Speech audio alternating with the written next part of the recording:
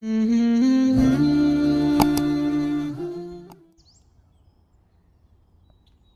صل على محمد النبي الأمي وعلى آله وسلم تسليما। ছয় সিফাত। যে ব্যক্তি নিজেকে আল্লাহ তাআলার কাছে কবুল করাতে চাই, আল্লাহ তাআলা তাহার কোনো বাহ্যিক যোগ্যতা, অর্থ সম্পদ, সামাজিক অবস্থান, প্রভাব প্রতিপত্তি, গায়ের রং ইত্যাদি দেখেন না, দেখেন কিছু গুণ বা সিফাতের দিকে। সাহাবায়ে কেরাম রাদিয়াল্লাহু আনহুমগণ রাসূলুল্লাহ সাল্লাল্লাহু আলাইহি ওয়াসাল্লামের সাথে থেকে ওই সকল গুণ বা সিফাত অর্জন করেছিলেন। তাদের অর্জিত সিফাতসমূহের মধ্যে সর্বোত্তম সিফাত ছিল ইমানের সিফাত। ইমানের কালিমা হলো লা ইলাহা ইল্লাল্লাহ মুহাম্মাদুর রাসূলুল্লাহ, অর্থাৎ আল্লাহ তাআলা ছাড়া আর কোনো মাবুদ নেই এবং মুহাম্মদ সাল্লাল্লাহু আলাইহি ওয়াসাল্লাম আল্লাহর প্রেরিত রসুল। এটি ইমান নয়, বরং এটি হলো ইমানের কালিমা বা কথা। ইমান হলো হুজুর সাল্লাল্লাহু আলাইহি ওয়াসাল্লামের উপর পূর্ণ আস্থা থাকার দরুন হুজুর সাল্লাল্লাহু আলাইহি ওয়াসাল্লাম আল্লাহ তাআলার কাছ থেকে যে সকল খবর নিয়ে আসছেন তার উপর বিনা দ্বিধায় পূর্ণ বিশ্বাস স্থাপন করা। এই ইমানের উদ্দেশ্য হলো তিন একিনের পরিবর্তন করা। প্রথমত দিলের একিন, দ্বিতীয়ত তরিকার একিন, তৃতীয়ত জজবার একিন। দিলের একিন পরিবর্তন হলো মাখলুকের কোনো কিছুই করার ক্ষমতা নেই, সমস্ত কিছু আল্লাহ তাআলাই করেন। আল্লাহ তাআলা সমস্ত কায়নাত নিজ কুদরত দ্বারা বানিয়েছেন, কিন্তু কায়নাতের মধ্যে কোনো কুদরত নেই। দ্বিতীয়ত তরিকার একিন পরিবর্তন হলো হুজুর সাল্লাল্লাহু আলাইহি ওয়াসাল্লামের তরিকা ভিন্ন অন্য কোনো তরিকায় শান্তি, সফলতা, কামিয়াবি নেই। একমাত্র হুজুর সাল্লাল্লাহু আলাইহি ওয়াসাল্লামের তরিকায় শান্তি, সফলতা, কামিয়াবি আছে। জজবার একিন পরিবর্তন হলো দুনিয়া ক্ষণস্থায়ী, দুনিয়ার সুখ দুঃখও ক্ষণস্থায়ী, আখিরাত চিরস্থায়ী, আখিরাতের সুখ দুঃখও চিরস্থায়ী। এজন্য দুনিয়ামুখী জজবাকে আখিরাতমুখী করা। ইমানের লাভ কি? আল্লাহ তাআলা বলেন, যার মোটামুটি অর্থ এমন, যাহারা ইমান আনিয়াছে এবং তাহারা নিজেদের ইমানের মধ্যে শিরক মিশ্রিত করে নাই, তাহাদের জন্যই নিরাপত্তা এবং তাহারাই হেদায়েতের উপর আছে। সূরা আনআম আয়াত ৮২। হাদিসের মধ্যে আসছে, যে ব্যক্তি যাররা পরিমাণ ইমান নিয়ে মৃত্যুবরণ করবে, আল্লাহ তাআলা তাহাকে ১০ দুনিয়া বরাবর জান্নাত দান করবেন। সুবহানাল্লাহি ওয়া বিহামদিহি। এই ইমান হাসিল করার পদ্ধতি তিনটি। প্রথমত দাওয়াত, দ্বিতীয়ত মশক, তৃতীয়ত দোয়া। দাওয়াত কি? দাওয়াত হলো যেখানে মখলুক থেকে হওয়ার কথা বলা হয় সেখানে আল্লাহ থেকে হওয়ার কথা বলা। দাওয়াত কেন দিব? দাওয়াত না দিলে আমি দাওয়াত গ্রহণকারী বনে যাব, বাতিল আমাকে দাওয়াত দেবে। দাওয়াত কোথায় দিব? যেখানে যেখানে আমার একিন আটকে আছে সেখানে সেখানে দাওয়াত দেব। যেমন চাকরিজীবী দাওয়াত দেবে চাকরি থেকে হয় না, ব্যবসায়ী দাওয়াত দেবে ব্যবসা থেকে হয় না, সব কিছু আল্লাহ থেকেই হয় এবং এর মশক করতে হবে। ঘরে ও মসজিদে ইমানের হালকা বানিয়ে 4 জিনিসের আলোচনা করা। প্রথমত আল্লাহ তাআলার বরত্ব, মহত্ব ও কুদরতের আলোচনা করা, এর দ্বারা দিলে আল্লাহ তাআলার আজমত বসবে। দ্বিতীয়ত দাওয়াতের মেহনত করতে গিয়ে নবী রাসূলগণ আল্লাহ তাআলার কাছ থেকে যে সকল সাহায্য বা নুসরত পেয়েছেন সেগুলোর আলোচনা করা, এর দ্বারা দিলে ঈমান জমবে। তৃতীয়ত দাওয়াতের মেহনত করতে গিয়ে সাহাবায়ে কেরাম রাদিয়াল্লাহু আনহুম আল্লাহ তাআলার কাছ থেকে যে সকল সাহায্য বা নুসরত পেয়েছেন সেগুলোর আলোচনা করা, এর দ্বারা আল্লাহ তাআলার সম্পর্কে বান্দার ধারণা সাফ হবে যে আল্লাহ তাআলার সাহায্য কেবল নবী রাসূলগণের সাথেই খাস নয়, যেই দাওয়াতের মেহনত করবে আল্লাহ তাকেই সাহায্য বা নুসরত করবে। চতুর্থত ইমানের আলামতসমূহ নিয়ে আলোচনা করা, এর দ্বারা ইমান মাপা যাবে। যেমন যে ব্যক্তি নেক আমাল তাকে আনন্দিত করে এবং খারাপ কাজ তাকে ব্যথিত করে সে ব্যক্তি মুমিন ইত্যাদি। এবং সর্বশেষ দোয়া করা চাই। কামিল পরিপূর্ণ ইমান চেয়ে আল্লাহ তাআলার কাছে দোয়া করা এবং মুনাফিকি, ইমান ও মুরতাদ হওয়া থেকে পানাহ চাওয়া। দ্বিতীয় সিফাত হলো নামাজ। যে ব্যক্তির ইমান হাসিল হয়ে গেল, আল্লাহ তাআলার সাথে তার সম্পর্ক হয়ে গেল। আর কারোর সাথে সম্পর্ক করার উদ্দেশ্য হলো তার কাছ থেকে কোনো কিছু হাসিল করা। নামাজের উদ্দেশ্য আল্লাহ তাআলার কুদরত হইতে সরাসরি ফায়দা হাসিল করার উপায় হইল আল্লাহ রব্বুল ইজ্জতের হুকুমগুলিকে হযরত মুহাম্মদ সাল্লাল্লাহু আলাইহি ওয়াসাল্লামের তরিকায় পুরা করা। তার মধ্যে সর্বাপেক্ষা গুরুত্বপূর্ণ ও বুনিয়াদী আমল হইল নামাজ। নামাজের লাভ কি? হযরত উসমান ইবনে আফফান রাদিয়াল্লাহু আনহু হতে বর্ণিত, রাসূলুল্লাহ সাল্লাল্লাহু আলাইহি ওয়াসাল্লাম ইরশাদ করিয়াছেন, যে ব্যক্তি নামাজ পড়া জরুরি মনে করবে সে বেহেশতে প্রবেশ করবে। অন্য হাদিসে আসছে, হযরত আবু হুরায়রা রাদিয়াল্লাহু আনহু হতে বর্ণিত, রাসূলুল্লাহ সাল্লাল্লাহু আলাইহি ওয়াসাল্লাম ইরশাদ করিয়াছেন, যে ব্যক্তি এই 5 ওয়াক্ত নামাজের পাবন্দী করে সে আল্লাহ তাআলার ইবাদত হইতে গাফেল ব্যক্তিদের মধ্যে গণ্য হয় না। এই নামাজ হাসিল করার পদ্ধতি তিনটি। প্রথমত দাওয়াত, দ্বিতীয়ত মস্ক, তৃতীয়ত দোয়া। দাওয়াত: নামাজের কার্যক্রম শুরু হয় অজু থেকে, তাই অজুর ফরজ, সুন্নাত, মুস্তাহাব সম্পর্কে দাওয়াত দেওয়া। আল্লাহর ধ্যানের সাথে করা অজু দ্বারা ধ্যানের সাথে নামাজ পড়া সম্ভব, তাই ধ্যানের সাথে অজুর প্রতিটি অঙ্গ প্রত্যঙ্গ ধোয়ার ফাজাইল বলে দাওয়াত দেওয়া। যেমন হাতের কবজি পর্যন্ত ধোয়ার সময় এই কথা মনে করা যে আল্লাহ তাআলা হাতের সমস্ত গুনাহ মাফ করে দিয়েছেন ইত্যাদি। এভাবে করা অজুর দ্বারা অঙ্গের গুনাহ ধুয়ে যাবে। নামাজের প্রতিটি অংশের ফাজাইল বলে দাওয়াত দেওয়া। যেমন নামাজি যখন দাঁড়িয়ে থাকে তখন তার উপর রহমত, আল্লাহর পক্ষ থেকে রহমত বৃষ্টির ন্যায় বর্ষিত হতে থাকে ইত্যাদি। নামাজের দ্বারাই জরুরত পুরা হবে, এরূপ নবী রাসূল সাহাবায়ে কেরামগণের ঘটনা বলে বলে দাওয়াত দেওয়া। দ্বিতীয়ত মস্ক: মুআমিলাতের মধ্যে তাকওয়া এনে হালাল রুজির দ্বারা শরীরের কাপড় ও রক্তকে পাক করা। অজুর মধ্যে পানির অপচয় না করে ধ্যানের সাথে অজু করা। নামাজের প্রতি রকনে কমপক্ষে 3 বার এই ধ্যান করা যে আল্লাহ তাআলা আমাকে দেখছেন, কোনো সমস্যা আসলে তা নামাজের মাধ্যমে সমাধান করে নেওয়া। নামাজের মধ্যে দিল, দিমাগ, চোখ, কান হাজির রেখে প্রতিটি রকমের ফাজাইল ইয়াদ করা। নামাজের মধ্যে পঠিত বিষয়সমূহ এমনভাবে উচ্চারণ করা যাতে শব্দ নিজের কান পর্যন্ত পৌঁছে। এবং সর্বশেষ দোয়া করা। হাকিকতওয়ালা নামাজ পড়ার তৌফিক চেয়ে আল্লাহ তাআলার কাছে দোয়া করা। তৃতীয় সিফাত হচ্ছে ইলম।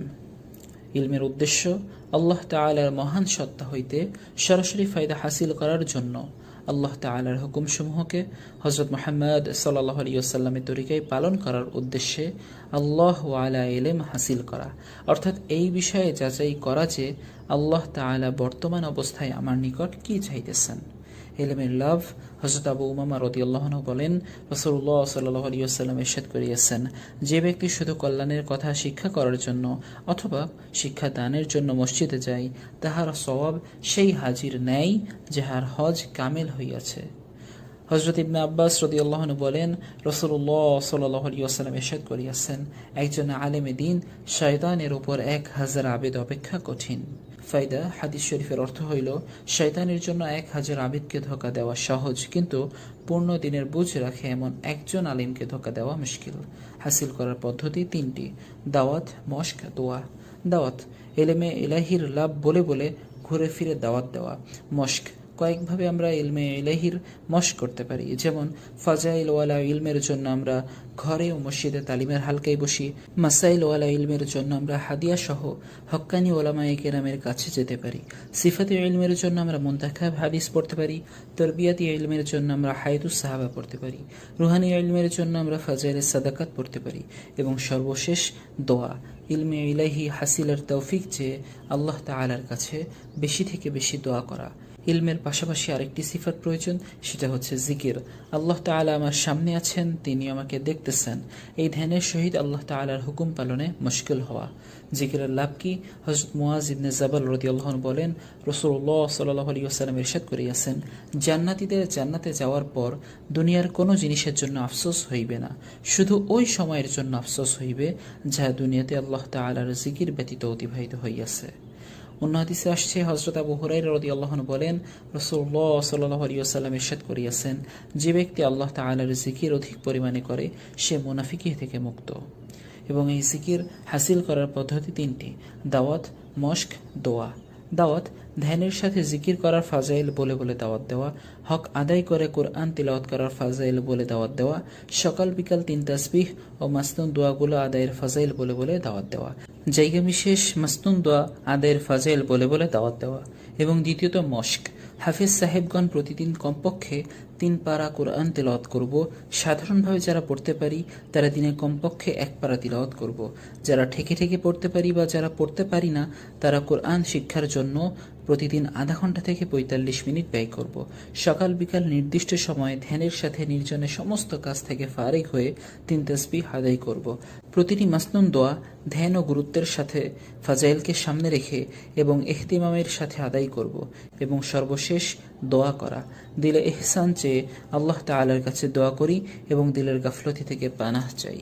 চতুর্থ সিফাত হলো ইকরাম। আল্লাহ তাআলার বান্দাদের সাথে সম্পর্কিত আল্লাহ তাআলার হুকুমসমূহকে রাসূলুল্লাহ সাল্লাল্লাহু আলাইহি ওয়াসাল্লামের তরিকায় পাবন্দী সহকারে পুরা করা এবং উহাতে মুসলমানদের বিশেষ মর্যাদার প্রতি খেয়াল রাখা। একরামের লাভ কি? হযরত ইবনে আব্বাস রাদিয়াল্লাহু আনহু বর্ণিত, নবী করিম সাল্লাল্লাহু আলাইহি ওয়াসাল্লাম ইরশাদ করিয়াছেন, যে ব্যক্তি আপন কোনো ভাইয়ের কাজের জন্য পায়ে হাদিয়া যায়, তাহার এই কাজ 10 বছরের এতেকাফ অপেক্ষা উত্তম।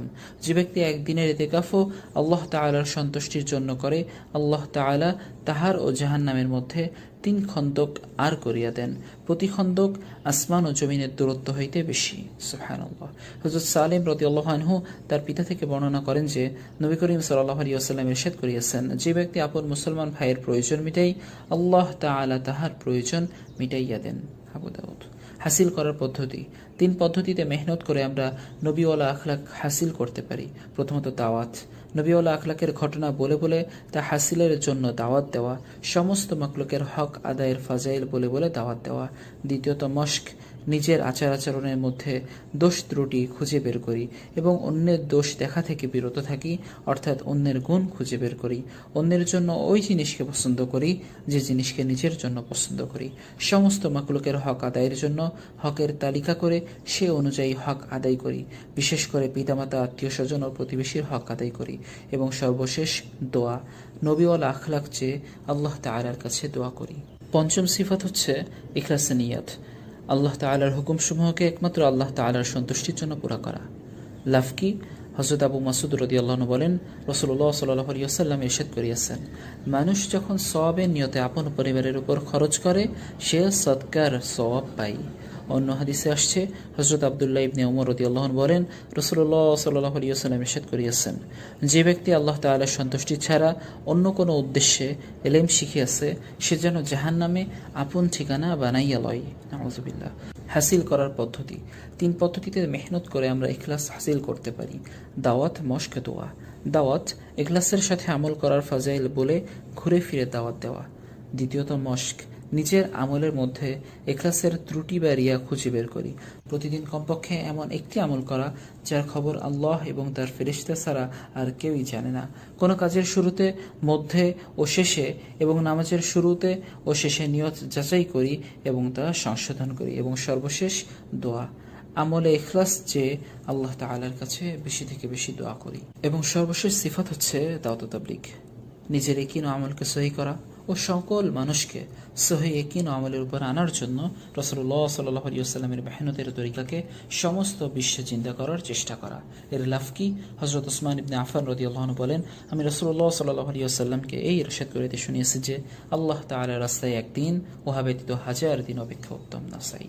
হযরত আনাস রাদিয়াল্লাহু আনহু বলেন, রাসূলুল্লাহ সাল্লাল্লাহু আলাইহি ওয়াসাল্লাম ইরশাদ করিয়াছেন, আল্লাহ তাআলার রাস্তায় 1 সকাল অথবা 1 বিকাল, দুনিয়া ও দুনিয়ার ভিতর যাহা রহিয়াছে তাহা অপেক্ষা উত্তম।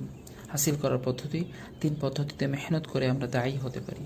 প্রথমত দাওয়াত, দ্বিতীয়ত দোয়া, তৃতীয়ত মশক। দাওয়াত ও তাবলীগের উদ্দেশ্য ফাজাইল বলে বলে ঘুরে ফিরে দুনিয়াতে দাওয়াত দেওয়া, নিজেকে এবং সমস্ত উম্মতকে দায়ী হিসেবে কবুল করানোর জন্য আল্লাহ তাআলার কাছে বেশি থেকে বেশি দোয়া করা এবং জীবনের প্রথমেই আল্লাহর দেওয়া জান্নাল সময় নিয়ে 3 জিল্লা বা 4 মাস দিয়ে নিজেকে দায়ী বানাই। এই মেহনতকে জীবনের মূল উদ্দেশ্য বানাই এবং পুরা 5 আমল করি। আল্লাহ তাআলা আমাদের সবাইকে কবুল করেন দায়ী হিসেবে, পুরো উম্মতকে কবুল করেন। জাযাকুমুল্লাহু খাইরান ফিদ দুনিয়া ওয়াল আখিরাহ।